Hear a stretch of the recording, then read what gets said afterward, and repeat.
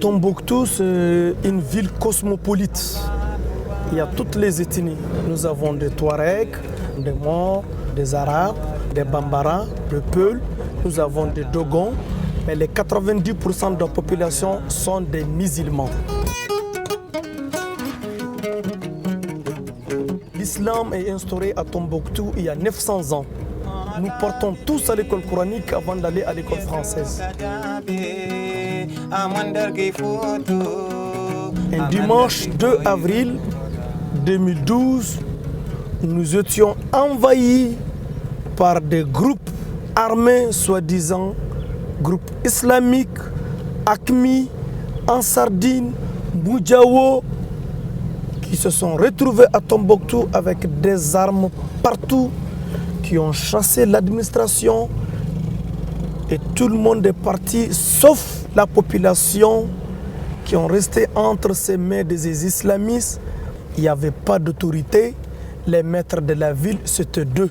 La voile est imposée, la barbe des hommes est imposée et couper le pantalon au niveau du cheville est imposé. Les femmes étaient torturées devant leurs maris, les filles étaient violées, on a coupé de mains, on a coupé de pieds des gens, les enfants ont abandonné l'école, tout le monde a eu peur. Tous les jours, les gens rentrent à bord des camions, des pirogues, des 4x4 pour abandonner la ville. Donc on n'était pas du tout content du tout. Parce que Tombouctou n'a pas besoin d'une imposition de charia, parce que nous sommes déjà des musulmans, nous pratiquons la religion musulmane. L'islam, c'est la tolérance. L'islam, c'est l'union. Dès que tu prends une arme, on ne parle plus de l'islam, on parle de la violence.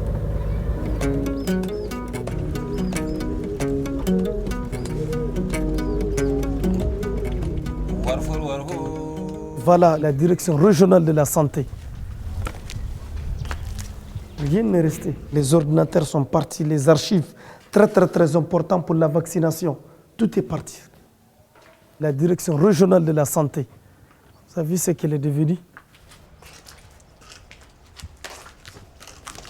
Tu vois, les documents.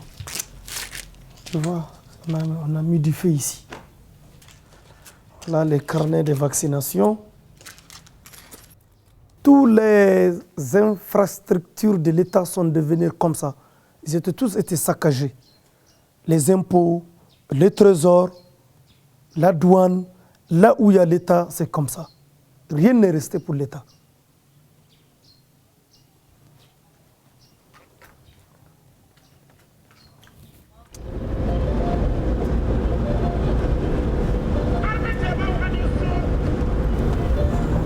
Tous ces parages étaient occupés par les islamistes. C'est leur fief ici. À cette heure-ci, c'est eux qui sont sous ces arbres, c'est eux qui sont dans la rue. Et ça, c'est la maison où ils étaient habités le premier jour qu'ils sont rentrés à Tombouctou. C'était là qu'on appelle la police islamique. Voici ici, c'est la cellule de cauchemar des femmes. C'est dans ça qu'on met une femme qui n'a pas été voilée. On la met ici, on la garde pendant 4 à 5 à 6 jours ici dans cette cellule. Elle n'a pas droit à rien, ni à manger, ni aller à la toilette. Elle fait tout à l'intérieur de cette cellule. Souvent, elles sont 12, souvent, elles sont 13 personnes. Elles passent toute la journée à pleurer. Personne ne peut pas venir à leur secours. Je n'ai pas les moyens de déplacer. C'est la raison pour laquelle je suis resté dans ma maison. J'ai une grande famille. Je ne suis pas fonctionnaire, je n'ai pas un salaire. Donc quand je pars à Bamako, à mon petit, il faut lui une maison. Qui va me payer cette maison? Si j'avais l'opportunité, si j'avais les moyens, j'allais quitter comme les autres ont fait. On n'avait plus de dignité. Nos dignités sont vendues. Parce que quand on frappe ta femme devant toi, on frappe ta soeur devant toi, tu peux rien dire. On frappe ta propre maman devant toi, tu ne peux pas parler. C'est que tu n'as plus de dignité. Qu'est-ce que tu restes faire dans cette ville? Que de partir. Ce cauchemar est fini maintenant. Il faut que les gens trouvent du travail. Il faut que l'État se mette au travail. Les islamistes sont partis, mais jusqu'à présent, il n'y a pas de travail pour les gens.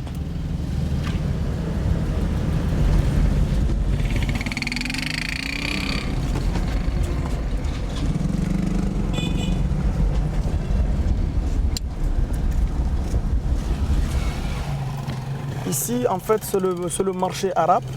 Il y a plutôt des Arabes que de Noirs. Voici, ça c'est des magasins vides où il y avait des commerçants arabes qui étaient là. Actuellement, ils sont partis, ils ont pris le chemin de l'Algérie et de la Mauritanie. Alors aujourd'hui, les magasins sont vides. Voilà le marché. Ça c'est des magasins vides où il y avait des Arabes qui étaient là, qui vendaient du thé, du sucre, du mil, du riz. Aujourd'hui, ils sont tous partis. Là, vous avez le marché de bétail. Les prix des animaux sont montés, beaucoup montés. Avant, ce marché est rempli des Arabes et des Touaregs. Actuellement, il n'y a que des Noirs. C'est à cause de la guerre, ils ont peur de venir. Parce qu'on ne fait pas la différence entre les gens. Et il y a l'amalgame, il y a des gens qui peuvent faire des problèmes. Donc eux aussi, ils ont peur. Tout le monde est en train de se cacher.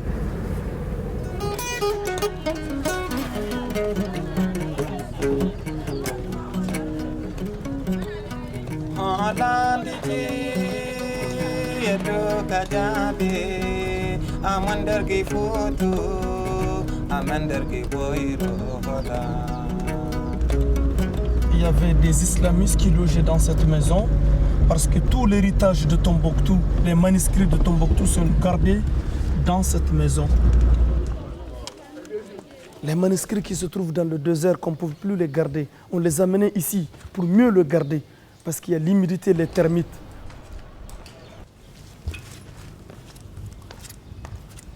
Voici les manuscrits que les islamistes ont brûlés, que les islamistes, voilà les signes du départ des islamistes. Qu'est-ce qu'ils nous ont fait à Tombouctou? C'est un savoir qui traite de l'astronomie, de la jurisprudence, de l'héritage, de la médecine traditionnelle. À Tombouctou, tu ne peux pas vendre les manuscrits, c'est des héritages, parce que les parents te confient. On te dit, le jour où tu monnaies cet manuscrit, il y aura un porte-malheur qui arrive à la famille. Il y a certains savants, quand ils n'ont pas la confiance des gens, ils amènent un maçon, ils creusent le mur, ils les mettent les manuscrits pour les cacher. Parce qu'il a peur, il ne faut pas que les enfants les vendent.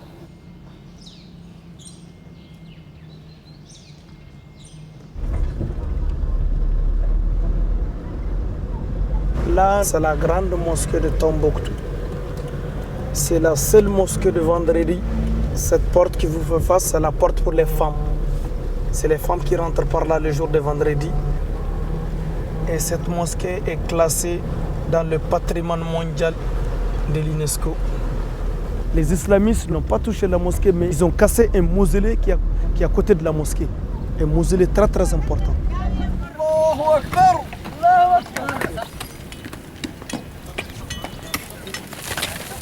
Ils l'ont cassé, rien du tout.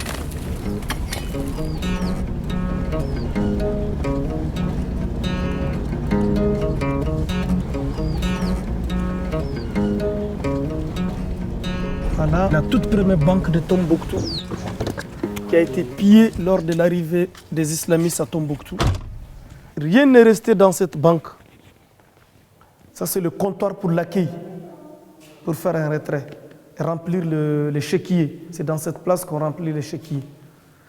Toutes les portes sont parties. Là, vous avez l'armoire pour les archives. Tout est parti. Venez. Voilà. Là, vous avez les anciennes cartes d'identité, tu vois. Là, tout est parti. Rien n'est resté. L'argent est parti. Les chéquiers sont partis. Tout ça, c'est des papiers de la banque. Vous voyez les chéquiers? Les prêts des gens sont là, les contrats d'engagement des prêts sont là, tout est ici. La banque, elle est nécessaire pour une ville comme Tombouctou. De un, on est enclavé, on est à 1000 km de la capitale. On ne peut pas rester dans une ville où il n'y a pas de banque. Ça bloque un peu les gens. On n'a pas d'électricité. On n'en a pas dans la journée, c'est seulement la nuit qu'on a. De 19h à 23h30. Les gens qui travaillent avec l'électricité ne peuvent pas travailler. Souvent, on peut faire une semaine sans électricité parce que quand le carburant est fini, on éteint les groupes. On reste comme ça. Ça, c'est une ancienne station de Stance qui a été pillée par les enfants. Il ne reste rien. Il n'y a plus de station à Tombouctou.